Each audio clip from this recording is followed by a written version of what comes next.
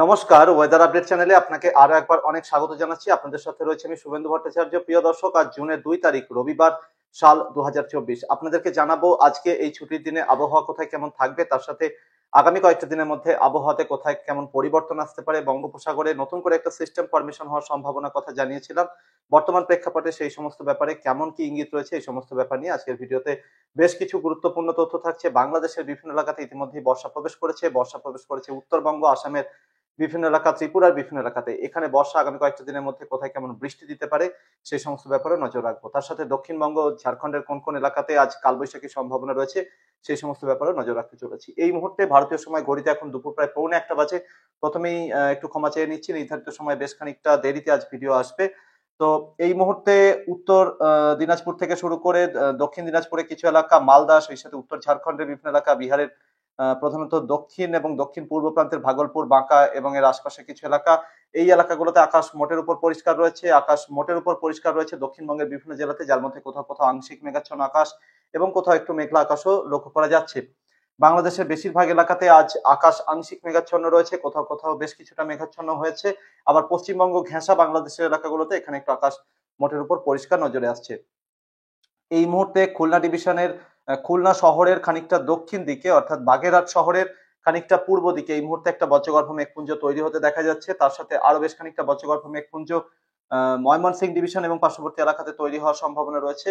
তো এর সাথে কিন্তু বাংলাদেশের বিভিন্ন এলাকাতে ছড়িয়ে ছিটিয়ে বজ্রগর্ভ মেঘপুঞ্জ তৈরির সম্ভাবনা। বজ্রগর্ভ মেঘপুঞ্জ তৈরি হতে পারে চট্টগ্রাম ডিভিশনের দক্ষিণাঞ্চলে যে এলাকাগুলো রয়েছে, রাঙামাটি, খাগড়াছড়ি, চট্টগ্রাম বন্দর এবং এর আশেপাশে কিছু এলাকা, এখানেও বজ্রগর্ভ মেঘপুঞ্জ তৈরি হতে পারে। তার সাথে বাংলাদেশের 8টা ডিভিশনের বিভিন্ন এলাকাতেই, অর্থাৎ রংপুর, সেই সাথে রাজশাহী, ময়মনসিংহ, সিলেট, ঢাকা, খুলনা, বরিশাল, চট্টগ্রাম, এই 8টা ডিভিশনের বিভিন্ন জায়গাতে কিন্তু আজ বজ্রগর্ভ মেঘপুঞ্জ তৈরি হয়ে বজ্রবিদ্যুৎ সহ বৃষ্টির সম্ভাবনা রয়েছে। কোথাও কোথাও একটু দমকা ঝোড়ো হাওয়াও বয়ে যেতে পারে এই বৃষ্টির সঙ্গে, এবং সর্বত্রই কিন্তু প্রধানত হালকা থেকে মাঝারি ধরনের বৃষ্টির সম্ভাবনা বেশি। উত্তর বাংলাদেশের বিভিন্ন এলাকাতে খানিকটা ভারী বৃষ্টির সম্ভাবনা রয়েছে। কিভাবে সেটা জানাবো। এই মুহূর্তে কি হয়েছে, একটা ওয়েদার সিস্টেম, একটা দুর্বল ঘূর্ণাবর্ত উত্তর ঝাড়খণ্ড এবং সংলগ্ন এলাকাতে অবস্থান করছে। একটা অক্ষরেখা এই মুহূর্তে মোটামুটি আসামের পশ্চিম প্রান্ত, অর্থাৎ উত্তরবঙ্গ এবং সংলগ্ন এলাকা থেকে শুরু করে ঠিক এইভাবে কুচবিহার জেলা এবং তার পার্শ্ববর্তী রংপুর ডিভিশনের উত্তরাঞ্চল হয়ে উত্তর দিনাজপুর জেলা এবং সংলগ্ন এলাকার উপর দিয়ে, বিহারের উপর দিয়ে কিন্তু পশ্চিম উত্তরপ্রদেশ, অর্থাৎ ভারতের রাজধানী দিল্লি, এই এলাকা পর্যন্ত একটা অক্ষরেখা বিস্তৃত রয়েছে। এই অক্ষরেখার সৌজন্যে কিন্তু এবং সেই সাথে ঘূর্ণাবর্তের সৌজন্যে আজ বিভিন্ন এলাকাতে বজ্রগর্ভ মেঘের সঞ্চার হবে, যার মধ্যে বিহার, ঝাড়খণ্ড, ওড়িশা, পশ্চিমবঙ্গের দক্ষিণবঙ্গ, উত্তরবঙ্গ, বাংলাদেশের 8টা ডিভিশন, সেই সাথে ভারতের ত্রিপুরা, আসামের বিভিন্ন এলাকা, মেঘালয়ের বিভিন্ন এলাকা, সিকিমের বিভিন্ন এলাকা, এই বেল্টটাতে কিন্তু আজ বজ্রগর্ভ মেঘপুঞ্জ তৈরি হওয়ার যথেষ্ট জোরালো সম্ভাবনা রয়েছে আজ রবিবারে। তো এই বজ্রগর্ভ মেঘ থেকে কিন্তু বজ্রবিদ্যুৎ সহ ঝড় বৃষ্টির সম্ভাবনা থাকছে। তবে এই মুহূর্তে কি হচ্ছে, পশ্চিম ভারতের গরম শুকনো হাওয়া সেটা কিন্তু এই অক্ষরেখার দক্ষিণ দিক দিয়ে বয়ে আসছে এবং ঝাড়খণ্ড এবং ওড়িশা, সেই সাথে ছত্তিশগড়ের বিভিন্ন এলাকাকে প্রভাবিত করছে। ফলে ঝড় বৃষ্টি হলেও এখানে কিন্তু গরমের দাপট অব্যাহত রয়েছে এবং আগামী পরবর্তী 7 দিনে এখানে গরমের দাপট অব্যাহত থাকবে। বরং ঝাড়খণ্ড, ওড়িশা এবং বিহারের বিভিন্ন এলাকাতে গরমের দাপট আগামী কয়েকটা দিনে আরো বৃদ্ধির আশঙ্কা রয়েছে। সেক্ষেত্রে মোটামুটি জুনের 4 বা 5 তারিখ থেকে এখানে গরমের দাপট লাগাতার বাড়তে শুরু করবে। বিভিন্ন এলাকাতে severe heatwave, severe to very severe heatwave তৈরির আশঙ্কাও থেকে যাচ্ছে ঝাড়খণ্ড এবং ওড়িশার ক্ষেত্রে, অর্থাৎ এখানে কিন্তু মারাত্মক গরম আসতে চলেছে। তো এই গরম শুকনো হাওয়া খানিকটা ঠিক এইভাবে দক্ষিণ ভারতের দিক থেকে রিকার্ভ করে এই বঙ্গোপসাগরে আর্দ্রতাপূর্ণ হাওয়ার সাথে কিন্তু দক্ষিণবঙ্গের বিভিন্ন এলাকা, পার্শ্ববর্তী এলাকার দিকে ঢুকছে। ফলে দক্ষিণবঙ্গের ভিতরের দিকের যে জেলাগুলো, যেরকম শহর কলকাতা লাগোয়া 2 চব্বিশ পরগনা, পূর্ব মেদিনীপুর, হাওড়া, হুগলি, নদিয়া, মুর্শিদাবাদ, পূর্ব বর্ধমান, এই জেলাগুলোতে কিন্তু তাপমাত্রা মোটামুটি 34 থেকে 37 ডিগ্রি সেলসিয়াসের মধ্যে ঘোরাফেরা করলেও গরমের যে অনুভূতি তা কিন্তু অনেক বেশি, প্রায় ফিলস লাইক 48, 49, 50 ডিগ্রি সেলসিয়াস পর্যন্ত হয়ে যাচ্ছে।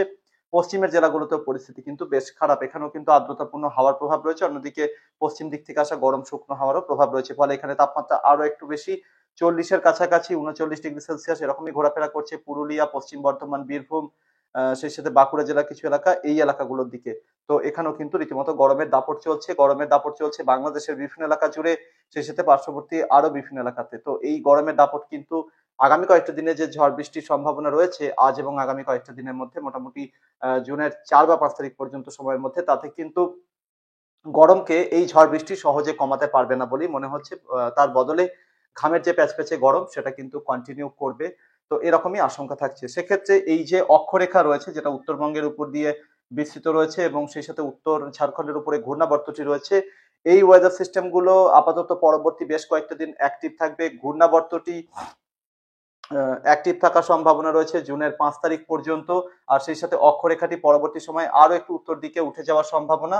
তো ঘূর্ণাবর্তটি 5 তারিখ পর্যন্ত অ্যাক্টিভিটি যেহেতু দেখাতে পারবে, তাই জুনের 5 তারিখ পর্যন্ত ঝাড়খণ্ড, ওড়িশা, সেই সাথে গাঙ্গেয় দক্ষিণবঙ্গের বিভিন্ন জেলা এবং এর পার্শ্ববর্তী বিভিন্ন এলাকা এখানে বজ্রবিদ্যুৎ সহ ঝড় বৃষ্টির পরিস্থিতি অনুকূল থাকবে। ঝড় বৃষ্টির পরিস্থিতি অনুকূল থাকবে দক্ষিণ বাংলাদেশের বিভিন্ন এলাকাতে।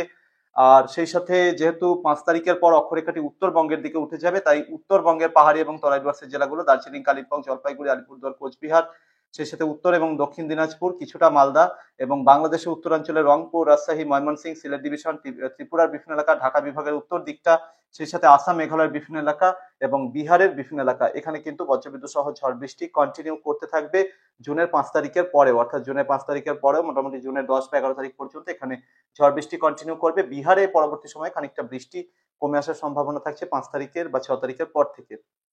তো এই ধরনের পরিস্থিতিতে মনে হচ্ছে যেটা, যে দক্ষিণবঙ্গের বিভিন্ন জেলা, দক্ষিণ বাংলাদেশের বিভিন্ন এলাকা, ঝাড়খণ্ড এবং ওড়িশার বিভিন্ন এলাকাতে জুনের 5 তারিখ বা 5 তারিখের পর থেকে কিন্তু ঝড় বৃষ্টি কমবে এবং বিক্ষিপ্ত ঝড় বৃষ্টি উত্তর ঝাড়খণ্ড, দক্ষিণ ঝাড়খণ্ড, মধ্য ঝাড়খণ্ড, সেই সাথে ঝাড়খণ্ড লাগোয়া গাঙ্গেয় দক্ষিণবঙ্গের কোথাও কোথাও 6 তারিখ 7 তারিখেও হওয়ার অল্প সম্ভাবনা রয়েছে। পুরোপুরি রুল আউট করা যাচ্ছে না এখানে বিক্ষিপ্ত ঝড় বৃষ্টি, তবে যেহেতু ঝড় বৃষ্টি অনেকটাই কমে যাবে বিভিন্ন এলাকাতে, তাই এই সময় থেকে জুনের 5 বা 6 তারিখ থেকে কিন্তু এই পশ্চিমের গরম শুকনো হওয়ার প্রভাব যেহেতু বাড়বে, তাই দক্ষিণবঙ্গের সমস্ত জেলাতেই তাপমাত্রা বাড়বে। পশ্চিমের জেলাগুলোতে হিট ওয়েভ শুরু হতে পারে বা তীব্র তাপপ্রবাহ শুরু হওয়ার আশঙ্কা রয়েছে এবং এটা কিন্তু জুনের সম্ভবত 10 বা 11 তারিখ পর্যন্ত কন্টিনিউ করবে। শহর কলকাতা সহ দক্ষিণবঙ্গের বিভিন্ন জেলাতে 2 থেকে 3 ডিগ্রি সেলসিয়াস করে তাপমাত্রা এই সময় বাড়তে পারে। বঙ্গোপসাগরের আর্দ্রতাপূর্ণ হাওয়ার যোগানো থাকবে, তারই সাথে কিন্তু ওড়িশার দিক থেকে আসা গরম হাওয়ার প্রভাবও এই হাওয়ার সাথে মিশে থাকবে। ফলে দক্ষিণবঙ্গের বিভিন্ন জেলা, লাগোয়া বাংলাদেশের বিভিন্ন এলাকা যেরকম খুলনা এবং বরিশাল ডিভিশনের বিভিন্ন এলাকা, রাজশাহী, ঢাকা ডিভিশনের বিভিন্ন এলাকা, এই বেল্টটাতে কিন্তু জুনের 5 তারিখ থেকে জুনের 10 বা 11 তারিখের মধ্যে আরো একবার প্রবল গরমের দাপট শুরু হতে পারে। তবে এটা কিন্তু শুকনো গরম হবে না, ঘরমাক্ত গুমোট প্যাচপ্যাচে গরম, এরকমই গরম কিন্তু লক্ষ্য করা যাবে। আর অন্যদিকে ঝাড়খণ্ড, ওড়িশাতে কিন্তু severe to very severe heat wave চলার আশঙ্কা এই সময়। এখানে কিন্তু কোথাও কোথাও তাপমাত্রা 46 ডিগ্রি সেলসিয়াস পর্যন্ত ওঠার আশঙ্কা রয়েছে। এরই মাঝে আপনাদের জানিয়ে দিই, গতকাল জুনের 1 তারিখে কিন্তু সমগ্র ভারতবর্ষের মধ্যে সব থেকে বেশি তাপমাত্রা রেকর্ড হয়েছে পশ্চিম উত্তরপ্রদেশের ঝাঁসি শহরে। সেখানে গতকাল শনিবারে তাপমাত্রা উঠেছিল 46.9 ডিগ্রি সেলসিয়াস। তো আপাতত যেটা বলে দিলাম যে এরকমই পরিস্থিতি কিন্তু থাকবে, তাতে উত্তরবঙ্গের বিভিন্ন জেলা, উত্তর বাংলাদেশ, আসামের বিভিন্ন এলাকা, এই বেল্টটাতে কিন্তু ধীরে ধীরে যে বানভাসী বা বন্যা পরিস্থিতির মতো পরিস্থিতি তৈরি হয়েছে কিছু কিছু এলাকাতে, সেখানে কিন্তু পরিস্থিতিতে পরিবর্তন আসার সম্ভাবনা কম। বরং এই বেল্টটাতে পূর্ব বিহার এবং উত্তর পূর্ব বিহার, সেই সাথে উত্তরবঙ্গের পাহাড়ি এবং তরাই ডুয়ার্সের জেলাগুলো, উত্তর বাংলাদেশের রংপুর, ময়মনসিংহ, সিলেট ডিভিশন, উত্তরবঙ্গের সমতলের মালদা, 2 দিনাজপুর, সেই সাথে ত্রিপুরার উত্তরাঞ্চলে কিছু এলাকা, আসামের শিলচর এবং এর আশেপাশের বিভিন্ন এলাকা, মেঘালয়ের বিভিন্ন এলাকা, আসামের উত্তরাঞ্চলের ম্যাক্সিমাম এলাকা যেটা ব্রহ্মপুত্রের তীরবর্তী দুই তীরের যে এলাকাগুলো রয়েছে, এখানে কিন্তু আগামী কয়েকটা দিনে বন্যা পরিস্থিতির অবনতি হওয়ার আশঙ্কা রয়েছে। কারণ এখানে কিন্তু ভারী থেকে অতি ভারী বৃষ্টি বা চরম ভারী বর্ষণ কন্টিনিউ করবে। কারণ বঙ্গোপসাগরে লাগাতার আর্দ্রতাপূর্ণ হাওয়া কিন্তু হিমালয়ে গিয়ে সরাসরি ধাক্কা খাওয়ার সম্ভাবনা থাকছে আগামী কয়েকটা দিনে, এবং তার সাথে হিমালয় ধাক্কা খাওয়ার জন্য কিন্তু সেটা হিমালয় যে পর্বতমালা রয়েছে তার গা বেয়ে কিন্তু ময়েশ্চার উপরের দিকে উঠতে থাকবে, বজ্রগর্ভ মেঘপুঞ্জ তৈরি করতে থাকবে। তার সাথে বর্ষা যেহেতু প্রবেশ করে গেছে,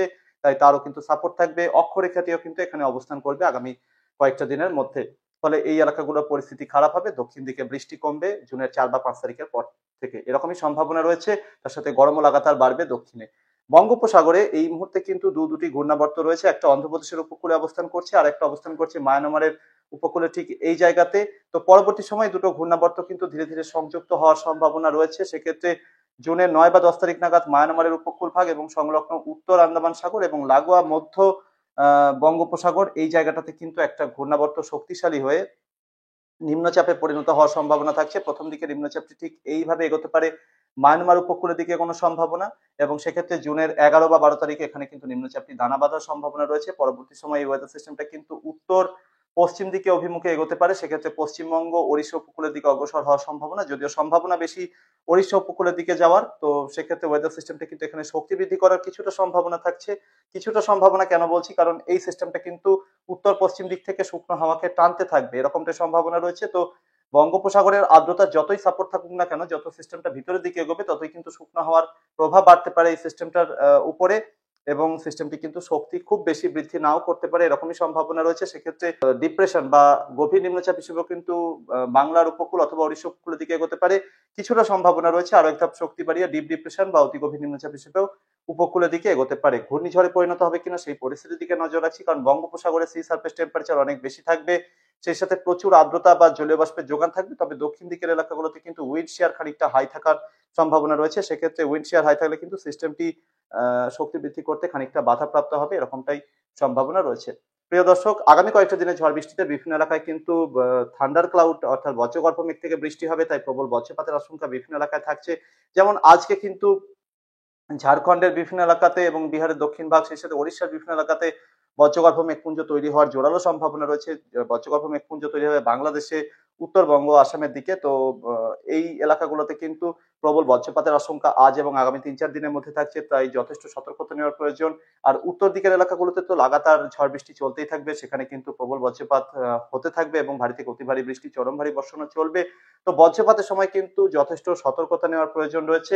চাষি ভাইয়েরা যারা ঝড় বৃষ্টির সময় বৃষ্টি এসে গেলে গাছের নিচে আশ্রয় নেন, ফাঁকা মাঠে গাছের নিচে কিন্তু কোনোভাবেই দাঁড়াবেন না, কারণ সেখানেই কিন্তু বজ্রপাত ঘটে গাছের উপরেই। যেহেতু গাছটা উঁচু জায়গা, সবসময় বিদ্যুৎ কি করে, মাটিকে স্পর্শ করার চেষ্টা করে। তো গাছেই কিন্তু যেহেতু উঁচু জায়গা, সেখানে আগে পেয়ে যায়, তো সেখানে কিন্তু বিদ্যুৎ গুলো পড়ে থাকে বা বাজ পড়ে। তো গাছের নিচে কিন্তু কোনোভাবেই দাঁড়াবেন না। প্রিয় দর্শক, এই ছিল আগামী কয়েকটা দিনে আবহাওয়ার সম্ভাব্য পরিস্থিতি। চ্যানেলটিতে নতুন হয়ে থাকলে এখনই সাবস্ক্রাইব আর ফলো করে নিন, ভিডিওটিকে যতটা সম্ভব লাইক এবং শেয়ার করে দিন। আপনার গুরুত্বপূর্ণ প্রশ্ন এবং মূল্যবান মতামত চ্যানেলে কমেন্ট বক্সে অবশ্যই রাখবেন। আর তার সাথে কিন্তু আজও লাইভে আসতে চলেছি দুপুরের দিকে। আর তার সাথে কিন্তু আজকে যেটা বলতে চাইবো, আজও কিন্তু বিভিন্ন এলাকায় ঝড় বৃষ্টির সম্ভাবনা রয়েছে। তো ঝড় বৃষ্টি আসার আগে কিন্তু সতর্কবার্তা আসবে, সেটার দিকেও নজর রাখতে অনুরোধ করলাম। পরবর্তী আপডেটে আবারও দেখা হচ্ছে। ধন্যবাদ।